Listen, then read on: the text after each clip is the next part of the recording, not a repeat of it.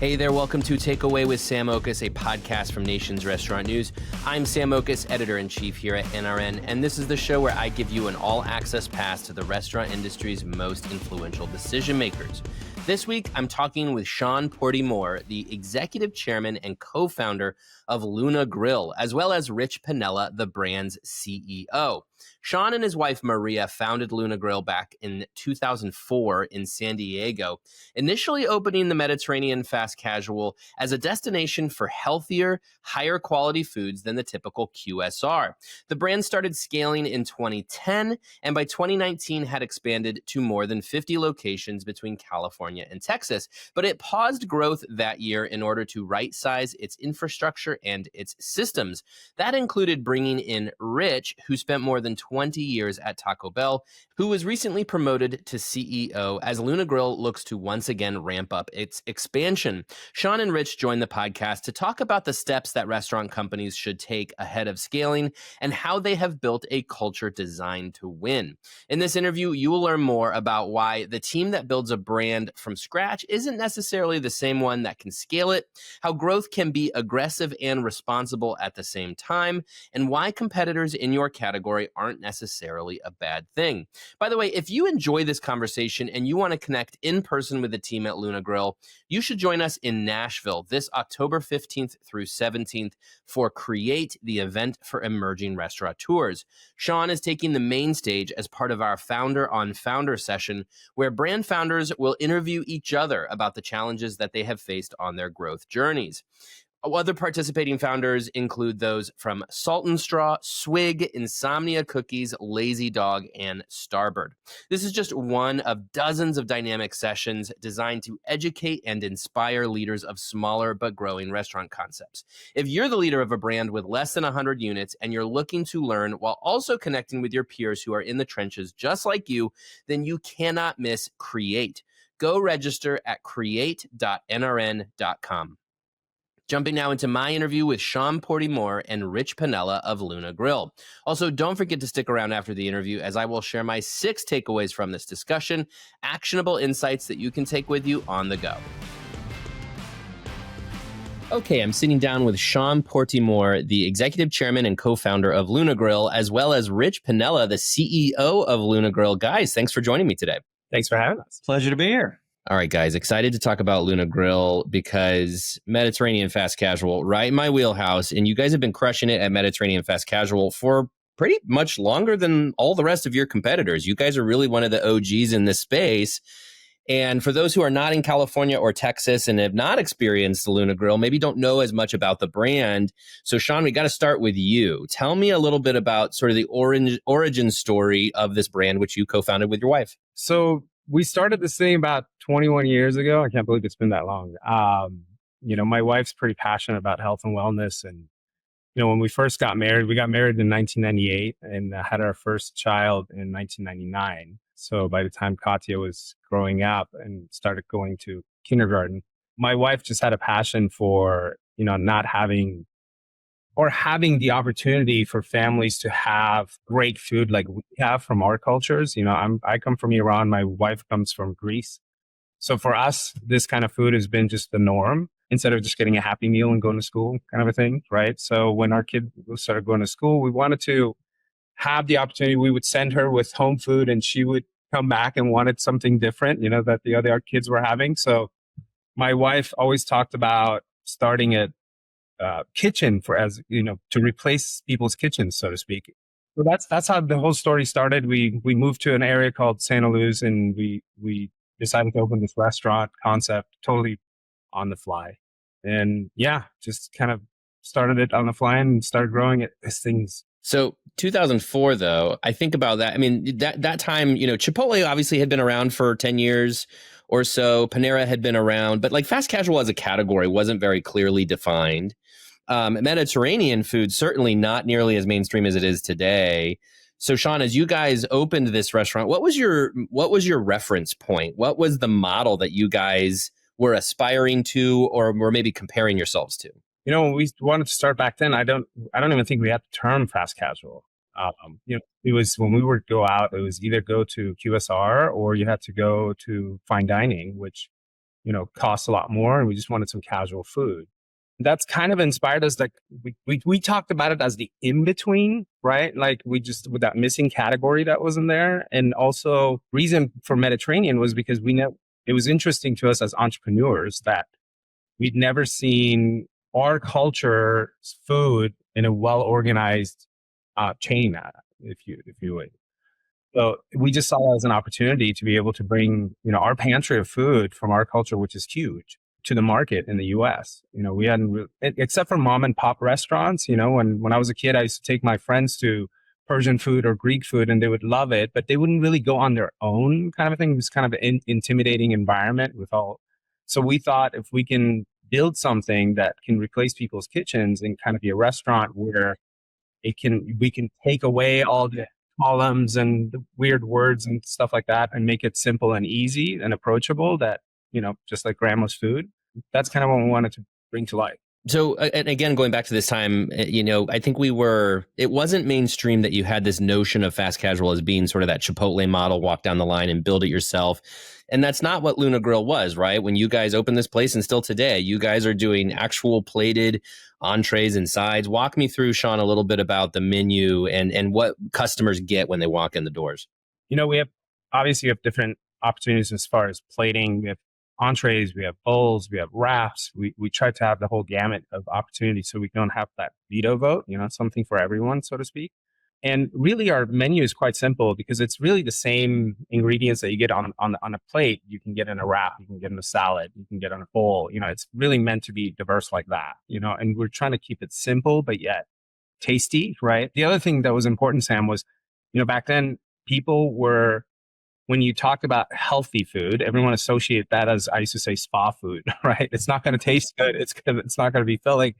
But we have that in our pantry where we can make it tasty and yet healthy, right? Better for you. And I think it took a little while for people to really understand that concept and that it's actually good, even though if it's referenced as better for you. And I think that's what kind of brought the pantry together, right? Sure. Okay, so then in tangent here, Rich, you have had an extensive career in food service. So, going back in that period of time, I'm sure you were watching Luna Grill from this side of the industry. But, tell me a little bit about your career, I guess, leading up to about, 5-6 years ago when you joined the brand. Yeah. Been in the food service business for 25 years and a little over that. Been in the advertising side, kind of started off in BBDO, big advertising agency. So kind of started off as a marketer and spent a great deal of time at a little taco company called Taco Bell.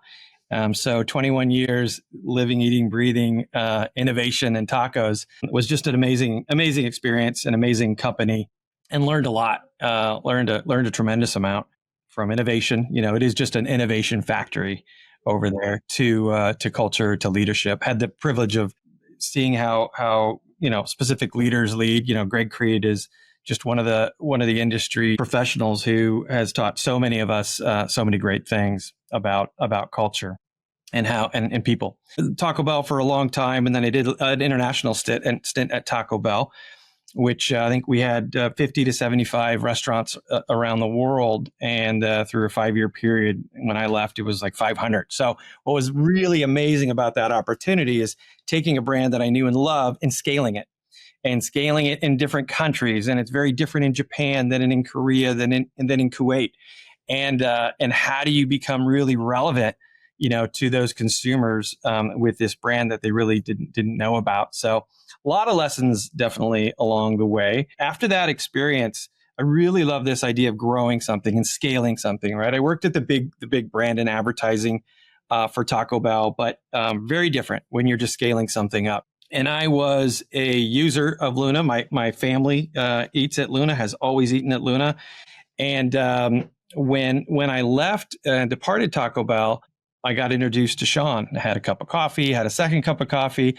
And I was like, wow, this guy's values are definitely in line with mine, and has something that I thought was really, really relevant to where the consumers are going right now, was really something that I currently use and eat and love. And it's good food that's good for you. And I think it's craveable at the same time. After a couple meetings with Sean, and we are very much kindred spirits, I would say, and how we think and our values and where we wanted to take the brand.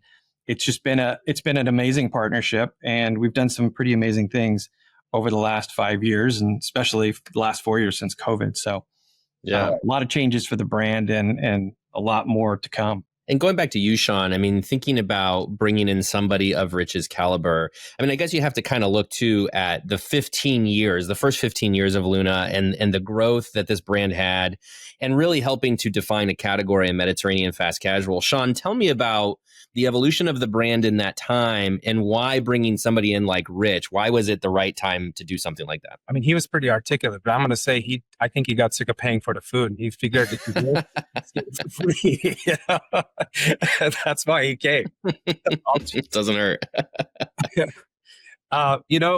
It was amazing, starting something. I was not in the restaurant industry before. My wife, her family, they're immigrants. They had a couple of Greek restaurants, and that was her experience. So we were really two youngsters kind of winging this thing, right? But we had a super passion for what we wanted to execute on.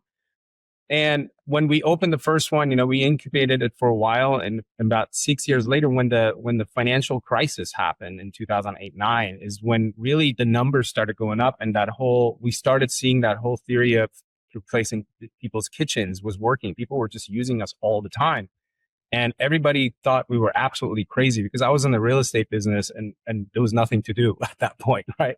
So I was looking at the numbers and I'm like, the restaurant's getting great utilization. Let's open more of these and let's see what happens. And we did. In 2009 is when we actually decided to expand, and we opened our second and third restaurant in early February of 2010 and October of 2010. And that's when it worked. It was doing great. And that's where we understand we had something.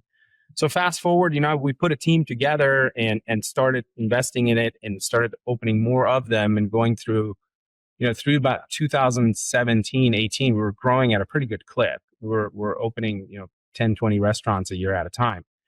And 10 to 12 restaurants a year at a time, my apologies. And about 2018, I kind of sat back and I realized that the business, the organization, it has outgrown its management team, and nothing to do with the management team not doing a great job. They were doing a great job, but I understood there's a different skill set, right? When you grow something, you get to a point where you just need a different skill set to get to that next level. And that's when I went out and, started looking for who I call the Avengers. I wanted to put the Avengers together and call them in and see if we can get this thing to really go. And I got introduced to Rich. And as he said, it was, I call it love at first sight. We just got together so well. I mean, he's my brother. That's the way I see it. We're super good friends. And I don't think we've ever worked together. We just have had fun together. That's been amazing.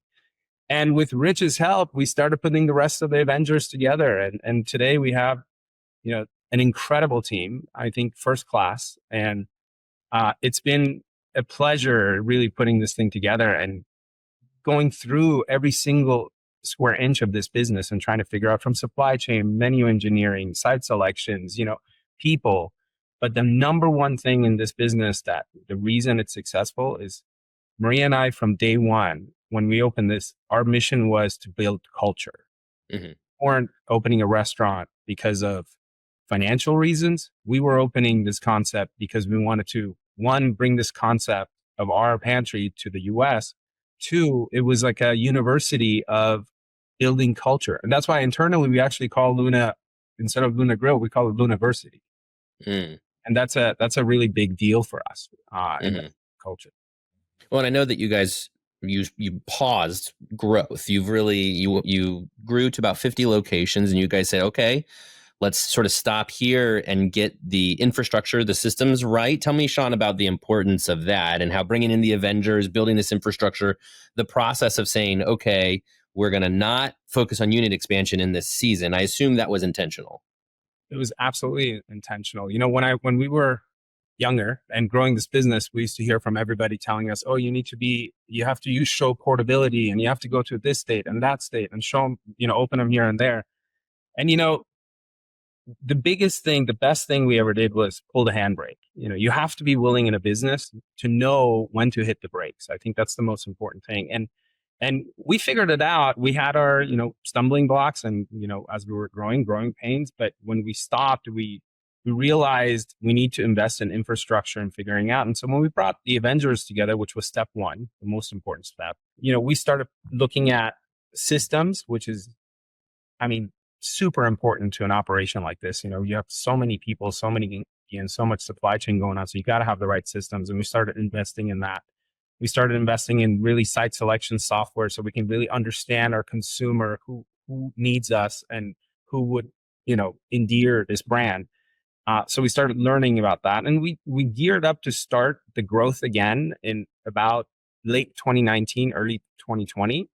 And that's when, as soon as we started, let's get going again, is when COVID happened. And when that happened, I never want to say something like COVID is a blessing in disguise, but the stopping us was because it gave us the opportunity to really focus on the business and make the, kind of big boy decision to say no growth, don't sign any leases. It's not responsible to bring liability when we don't know where we're going with everything that's going on in the world.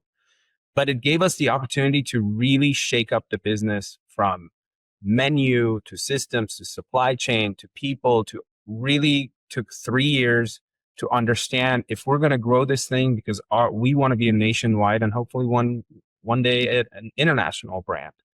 And it gave us 3 years to really, Rich and I worked side by side to look at every part of this business, as I said, and gear it up. And today, when we put it all together, it just makes it, I don't want to say it's easy, because I think the restaurant business is probably the hardest business in the world. Mm-hmm. You got to crack there. But once you crack the code, it's a beautiful business. It's amazing because it's something everybody needs every day. But together, I think we've cracked the code, at least for Luna. And today, about a year ago, when we decided, actually about a year and a half ago, decided, okay, clear waters, we're ready to grow. We have our systems and everything's going, is when we started going and talking to landlords, understanding the markets, really mapping it out, and started to sign leases. And now we're on a pretty good cadence of growth, and we're doing right now the flywheel starting. So this year we're going to put about 6 restaurants open. Next year we already have Rich, 10 to 12. We'll do at least a restaurant a month. Which is responsible, achievable growth. When you're 20 to 23% of your sedate and you're growing that out, that's a good place to be. It stretches you, like the rubber band stretched a little bit, but it's good, aggressive, responsible growth, and we can continue to scale that up from there. I think one of the things I'll add in terms of the evolution is you also, a nod to Sean, you also have to work with founder-led companies can be really stuck in the past and not open to evolve. And one thing, Sean, to your point, that we've evolved so much, and the founders have been open to that evolution, not only on what we serve, and even though there are products that have had their moment, but in order to be really relevant to any given consumer at any given time, they've been really open, and we've done a pretty good job of evolving the brand so that it's more relevant to the consumer, but also it's easier for a good GM to run a great restaurant.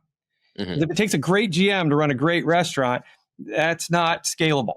So we really tried to simplify without giving up any quality, because that is what we are known for. Quality of our products are bar none, and gotten to a good rhythm with our menu and our real estate and the whole system. And all of that, Rich, for you, coming from a system such as Taco Bell, Yum Brands, learning from somebody like Greg Creed, you get this brand that you are looking for something to grow, and here's a brand tailor-made, ready for growth. But as you saw it from the outside coming in, what could you apply to this business, and what did you apply to this business, bringing from that experience at Taco Bell to help systematize it, to help mature it and make it more sophisticated for growth? Yeah, there's so many things across 21 years that you learn, from menu strategy to development strategy.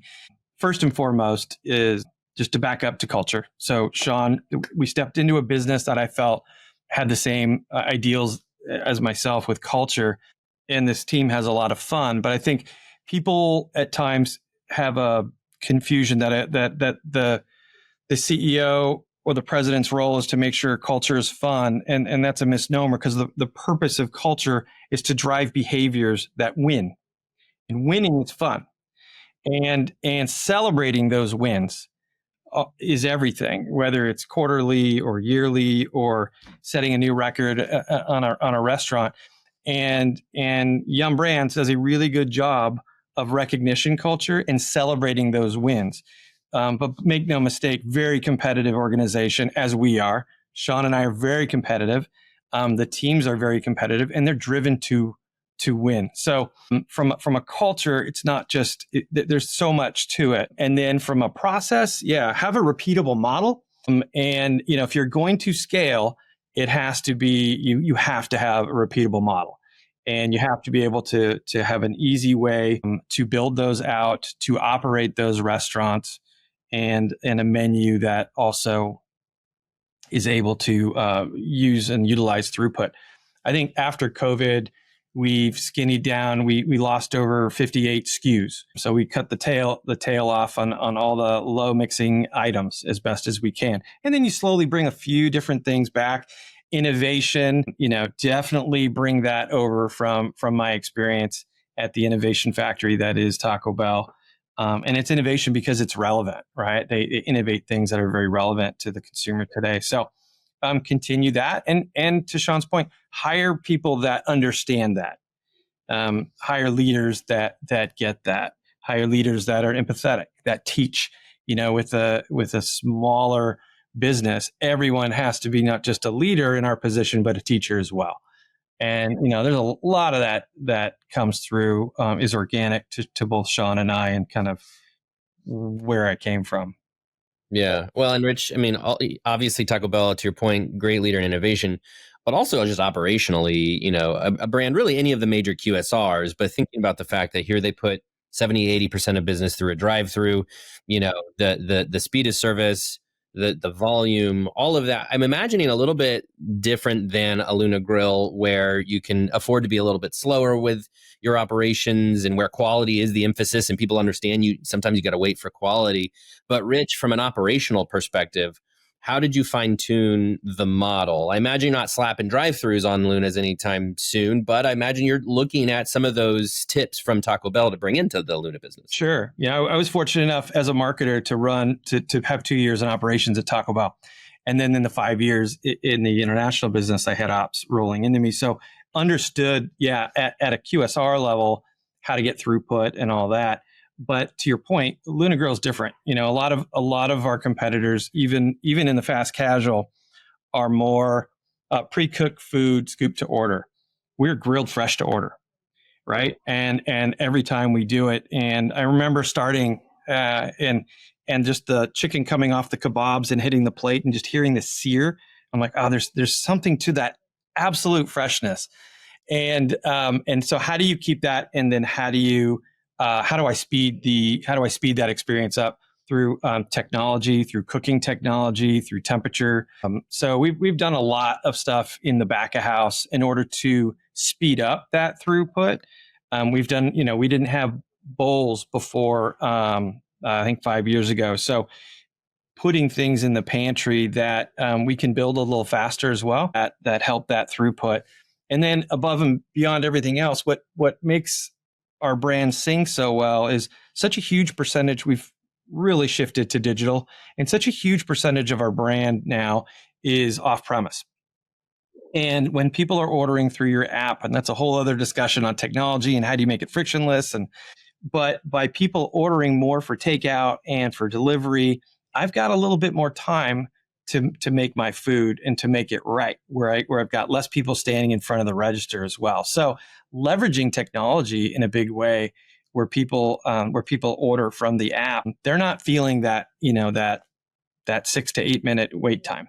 And frankly, they're okay with it even when they are in the restaurant, because they get a consistently great quality product. It's like going to In-N-Out, right? They make it right there when you order it, and you're willing to just pause for half a second and get a great quality product, for that. So it's a very reasonable trade-off for us. And thinking about some of that, Rich, I mean, again, you go from a system of thousands of locations to one with 50 locations. But I imagine, I mean, just having you on the team alone helps the brand punch above its weight. But what are some other ways that you can help what is, not a young brand, but an emerging brand with lots of growth potential behave more like a major system at scale? Are there ways that you've been able to help Luna accomplish that? Well, yeah, like our cross-functional team, again, process and discipline and systematize things. Do not create things from scratch every time. Go through the pain of figuring out that system and that approach. And that's really the reset that we did after COVID, and utilize those systems. All about systems, training the consumer, about hospitality, about cooking platforms, procedures, leveraging cooking technology. Spending the time on that infrastructure piece is everything. Because once you hit the go button with scale and with development, you shouldn't be figuring that stuff out. And we're an all equity system, so it's real easy. We fail fast, fail cheap, fail forward, and learn from those failures, and use it to our advantage, and row forward. Sure. All right, Sean, I want to also rewind here because, you talked about how you guys opened your second and third in 2009. And if I look at that period of time, certainly that was when there was an explosion in fast casual. And let's face it, your biggest competitor that's out there, that's when they came onto the scene as well. And I think of a few of the other smaller competitors. I guess, Sean, to start, were you surprised to see Mediterranean fast casual suddenly explode in popularity? You guys have been doing this for so long. What was your impression of when it suddenly started to kind of get some hooks into the mainstream audience? It's great. I I was actually really, really happy to see it because, look, I mean, we're talking about Taco Bell, right? And or In-N-Out Burger. I mean, if you think about the number of players in different cuisines, whether it's, Chinese food, Mexican food, tacos, pizzas, ours has so much room. There's so much white space that I always look at it as people tell me Cava is your number one, your biggest competitor. I'm like, no, that's my sister company. We're just bringing awareness. I actually want 10 more Cavas to come around. Mm. The U.S. consumer is getting more and more exposed to Mediterranean food and seeing how it's approachable, and that only opens up more markets for us. I mean, if you look between us, Cava, and a handful of other ones that are maybe well organized, we have what combined maybe 600 restaurants nationwide.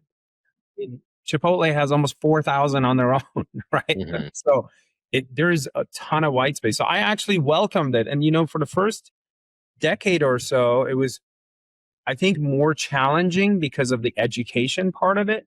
But I think the US has done a great job over the last 10 years or so, 10, 15 years or so maybe, to educate. Now people are thinking more about what they eat, right? Like it's fuel, it's considered fuel. And the new generation, I mean, my daughters, it's the only way they eat. That's the first thing they think about is what's in it, where is it coming from, what's the quality, what's the experience. That's the value to them, right? And we have to listen to that generation. And I think it's better for us as a country. Like we're eating better. Like that really, look how many brands that are not Mediterranean, but all are trying to bring Mediterranean aspects onto their menu because they see it's a big deal. It's a driver, right? Well, has spoken. And there's that whole notion of the blue zone diet, right? People really harp on, and obviously the healthy nature of Mediterranean. But Sean, also sticking with that, you talk about your kids who I imagine are Gen Z, right? So like they're probably in that sweet spot where not only health is big, but they're discovering everything on social media. Sean, tell me about just the nature of Mediterranean food in the past 5 years, because you had two things, which is you had Gen Z come of age, get disposable income, and find everything they want to eat on TikTok. And you had COVID and the way that it changed service so that everything became off premises. Sean, as you look at your company from a more holistic point of view, and in 21 years you've been doing this, just the last 5 years, I imagine, in the way people discover Luna Grill and experience Luna Grill, how much of that has changed just in the past 5 years? A lot. I think just the way you approach people, it's so different. Or reach people is so different, right? Everything is on social media, so you need that active presence that much more important for these younger consumers to come and understand the food, and they're getting that exposure just through social media anyway. So we're actually getting free marketing, if you will, because of all. I mean, Mediterranean diet is being talked about all over the place, right? It's a big thing on the menu right now. I think social media has changed. I remember back in the day, I used to always say, I never want to put a coupon out there. I never want to, because I think it cheapens the food. That's kind of the message I'm giving. So we would never do that. So how do you advertise? Was it radio or TV, which is always expensive, right? It's a hard thing to do when you're a growing brand. I think social media, especially over the last 5 years, has given us the opportunity to bring the brand to life. And then when Rich came on, the other things that was really important, we got to take Luna and think about color, feel, inside, outside, the website, the app. So it all kind of holistic packaging, everything for it to become truly a brand. Because before that, again, we were winging it to bring it up to, and we've done a great job growing it, but it was just based on the culinary experience. Now it's a full brand experience. And I think that's what, Rich, that's what I think you were trying to get to, that when you want to push that growth button, now we have that confidence that, we open it, somebody goes there, they're going to know it's a Luna Grill, right? The brand it's sticky. Well, and not to harp on too much the Taco Bell of things here, Rich, but again, like if I think of the last 2 years in the headwinds that this industry has faced, Taco Bell's been sort of fascinating to see just how much they've broken through a lot of that noise, specifically with the help of influencers, and they're holding big parties for influencers, and and they occupy that sort of rarefied area, as where they sort of have permission to do stuff like that. But Rich, from your perspective, thinking about how now Luna is expanding and there's all this white space, but it's a lot of guests that you have to introduce the brand to.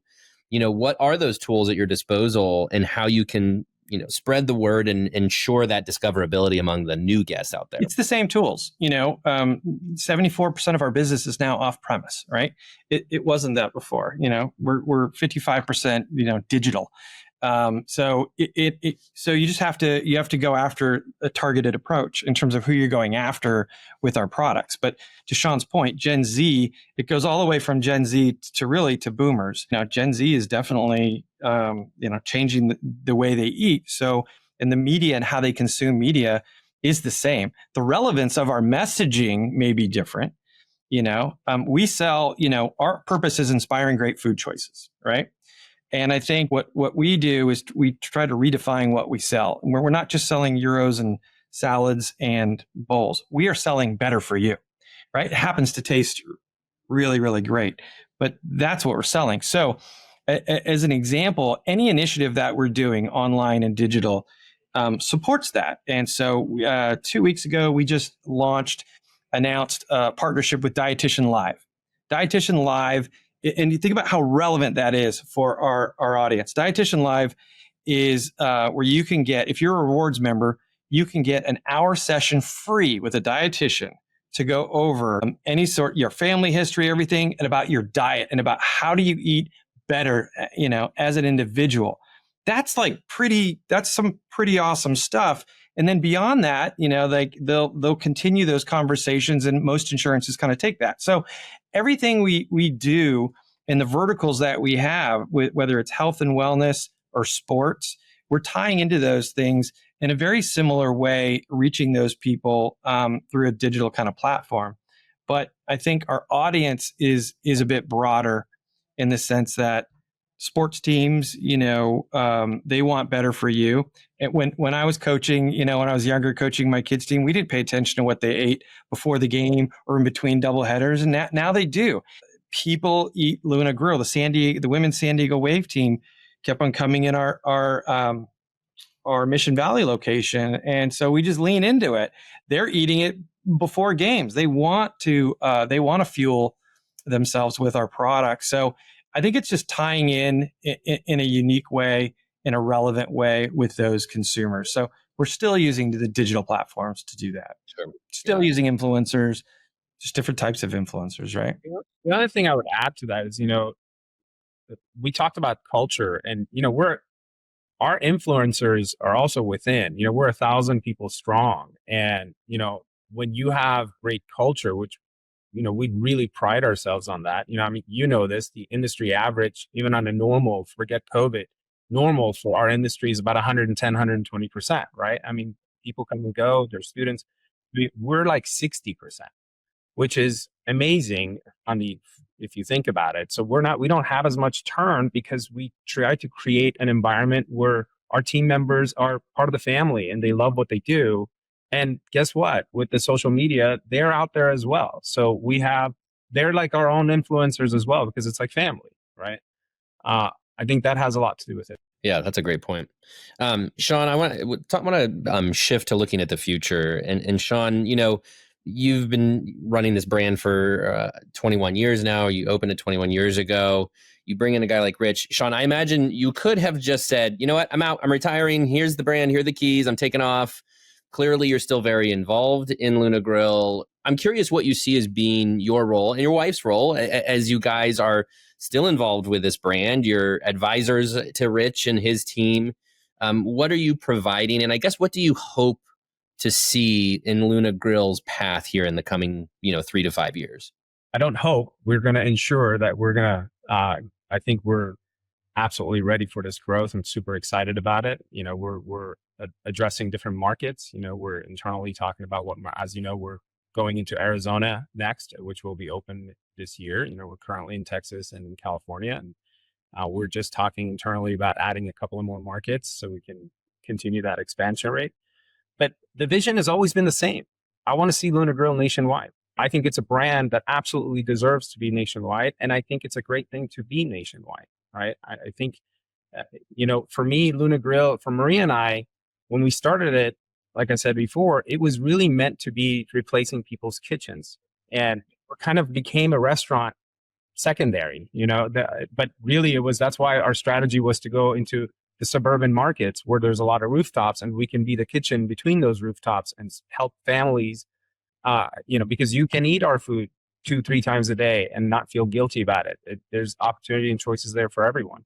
So I think we're going to go within the next 3 years into 3 or 4 more markets. We luckily been able to, because we have always have the ability to reinvest all the money into it, is we've forward invested in all the infrastructure to be able to keep the wheels on and have that growth. And our target is to grow somewhere between 20 to 25% on a unit count basis per year. And I think we can do that in a very controlled manner. Having success doing it. That's what's so exciting about it, In the last 18 months, what we open is producing really amazing cash on cash returns. So yeah, and Rich, your own vision of the future. Obviously, you guys are, I'm sure, very aligned in that future. But just thinking too about every market's different. Every lease you look at is going to be a little bit different. Every site a little bit different. The community. So, Rich, as you focus on growth and you aim for 20-25% growth every year, how do you see that evolving in the next 3 to 5 years? Do you see evolving Luna Grill's, footprint or operational structure? Or do you just feel like you guys have really nailed on something here and you're only going to be, very specific as to what you're looking for in that growth? We definitely have a specific model. We want to be strategic but opportunistic at the same time, right? We have our growth plans in terms of what markets we want to go after when. We were very disciplined about going up before we go out. We don't want to have too few restaurants in too many places all over the U.S. That's a fragmented, a great thing to like put restaurants in Chicago or something. But if our base is here, operational base, supply chain base, we've been very disciplined about it. Now we're getting to the point where we can start expanding past that and growing. I think we have a very specific business model though that we've developed that works for us, right? We are a very suburban brand. Opportunistically, could we take an urban location here and there? Opportunistically, for sure, and then we can supply it in a different way. Apartment buildings and delivery and those things take a different precedent in an urban setting. But from we will always evolve the menu. We will always strive to be a new ideal. But it all still lives within the confines of that model, because you have to if you want to scale fairly quickly and efficiently, you have to have a repeatable remodel.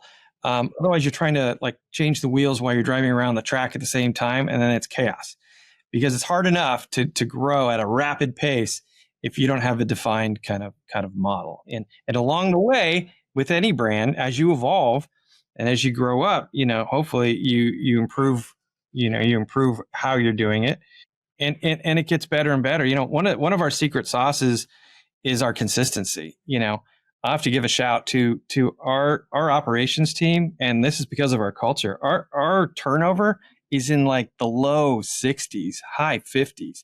Our turnover is really, really low. And that's, I believe, because we've got a great culture. But what that ends up doing is you have consistent products, and people want consistency, especially with the fast casual experience, right? And so I need to make sure that consistency as I scale up is a repeatable model as I go into Arizona and as we go into other markets across the U.S. So it's an exciting time for us, and the whole executive team is absolutely rowing in the exact same direction with the same goal, and that's exciting. That's awesome. All right, I want to shift to the last question here, and I'm going to give you guys the same question, but it's sort of a different version of it, and it's around advice for our listeners. And I'm going to start with Rich, and Rich, your version of this question: advice for leading a founder led brand, or to step into an executive role at a founder led brand with your founder still here, very active. I know a lot of other companies like this, and as you have this sort of generation of especially fast casuals that came in 2008, 9, 10, 11, 12, you see a lot of founders, I think, doing what Sean and Maria chose to do and bringing you on, Rich, which is like, okay, let's hand the keys to somebody else and watch this grow. Rich, what is your advice for those people who step into that role to partner up with a founder? Well, it's a great question. And I took, that's why we had several cups of coffee before we both decided to like do this. But you have to make sure your values are aligned with the founders. Founders tend to be entrepreneurs, right? Sean and Maria are entrepreneurs at heart. He's got 3 ideas for my one. And so you have to be able to embrace that, right? A lot of entrepreneurs, that's what they do. They start businesses. And so you have to be able to listen quite well. And your partner on the other end has to be able to listen back about what we should do and maybe what we shouldn't do. And both Sean and I have been really open about, trying new things and being disciplined about it. I would say, kind of going back to my original point, making sure that the business is scalable. That's kind of everything, because a lot of brands in their youth are great brands serving great products, but then to scale it becomes something totally different. And make sure that your founder is open to change. You have to be open to change and evolve to stay relevant. Because if you're not relevant, you're not going to win. And it's that partnership. You have to have a solid partnership with your founders. You got to be on the same page. That's good advice. I have a feeling if I wasn't here right now, he'd be saying a few more things. I was going to say, that's an interesting question to ask somebody when he's sitting right there next to digitally.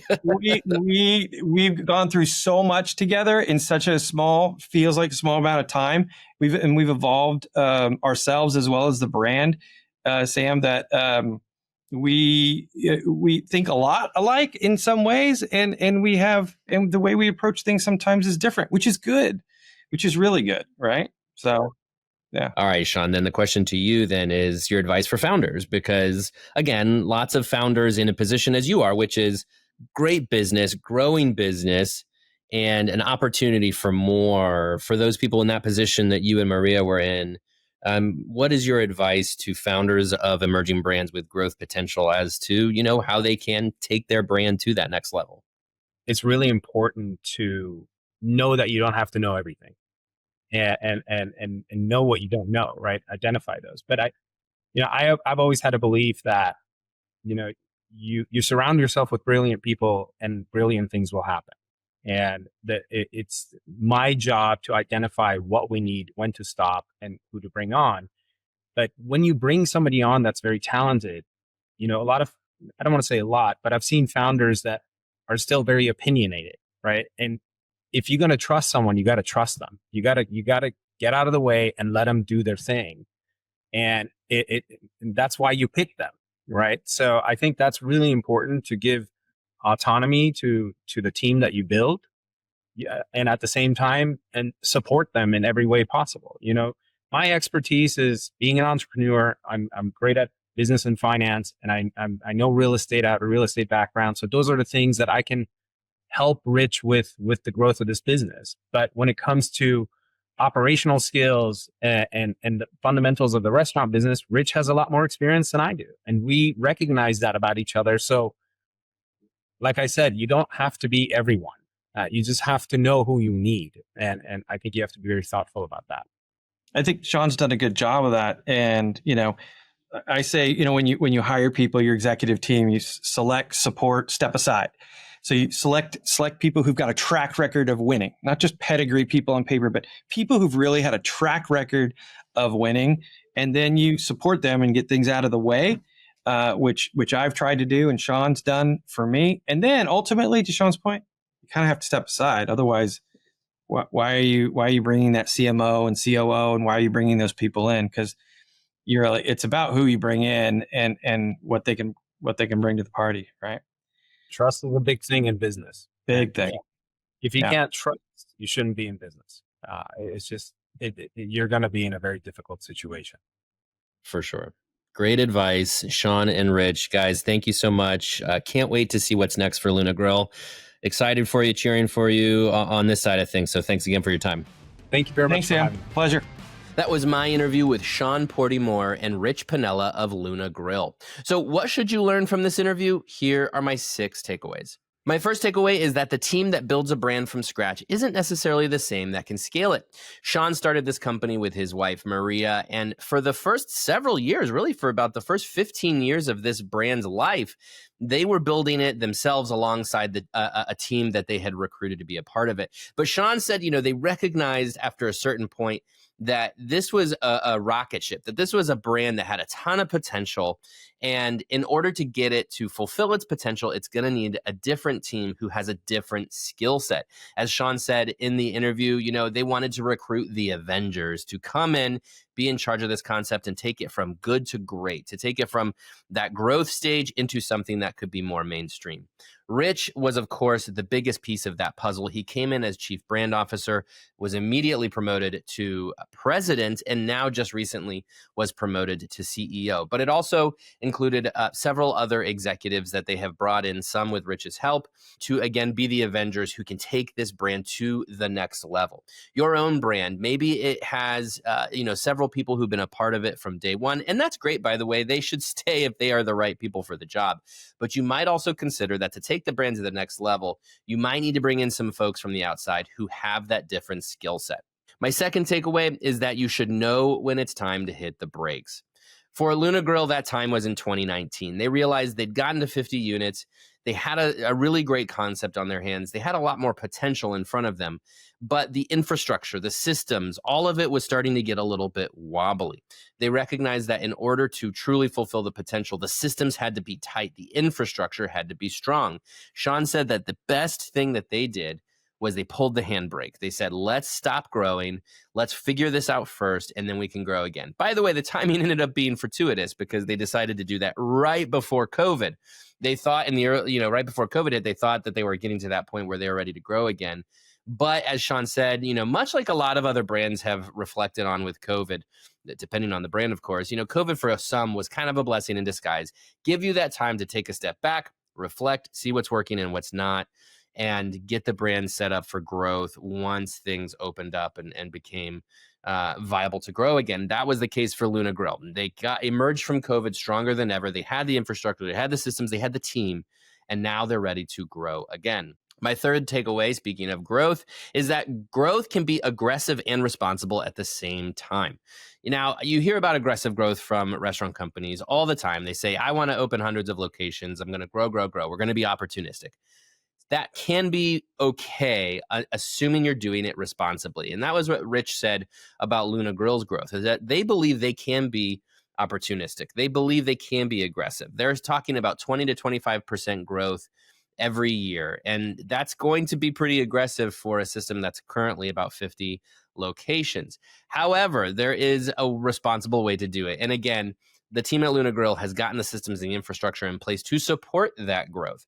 For your own growth of your restaurant company, consider what responsible growth looks like. Yes, it's easy to say, I'm going to open a bunch of these and I've got franchisees waving money in my face or investors or whatever it is. Yeah, sure, you can go open a bunch of them. And we talk about this all the time on this show. It is a through line that the successful companies, the ones that are able to sustain that growth, are the ones that prepare for it, the ones that build that infrastructure and then grow responsibly. So find that balance between responsible growth and aggressive growth. You can be opportunistic, but also be realistic. My fourth takeaway is that a great culture drives behaviors that win. This was great. Rich talks about the fact that some people have this misnomer of culture, a good culture being one that's fun. But he said, no. It's a good culture is one that is winning, and winning is fun. I love that. So great culture is one that wins, and winning is fun. You should aim for that with your own culture. Don't jump right to fun, because if you're having too much fun, yeah, you might not have a winning culture. Sean and Rich were both very clearly competitive and want to win, and they understood that winning is what is going to help them get to that next level. But again, they can't get too far ahead of themselves and have all the fun first. So one of the things I think that, Rich and Sean also pointed out that's important to note here is that you have to celebrate the wins. So winning, of course, every company wants to win. You want to be successful. You want to be profitable. You want to grow. But don't miss those wins and the opportunities that each of those wins provide for you to become better as a company and better as a culture. Celebrating those wins along the way, whether it's a new store, a new promotion, a new hire, whatever that is, celebrate your wins and keep aiming to win. And as you do that, you will have fun and your culture will be fun.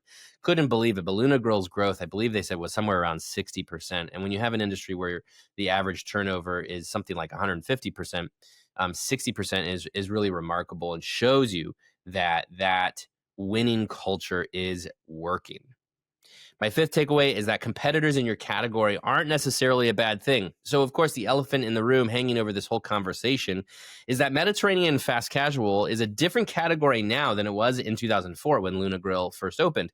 Certainly even different than 2010 when Luna Grill first started to grow. And that's because you have Cava. Cava has now grown into hundreds of locations, one of the most exciting, fastest growing restaurant concepts out there today.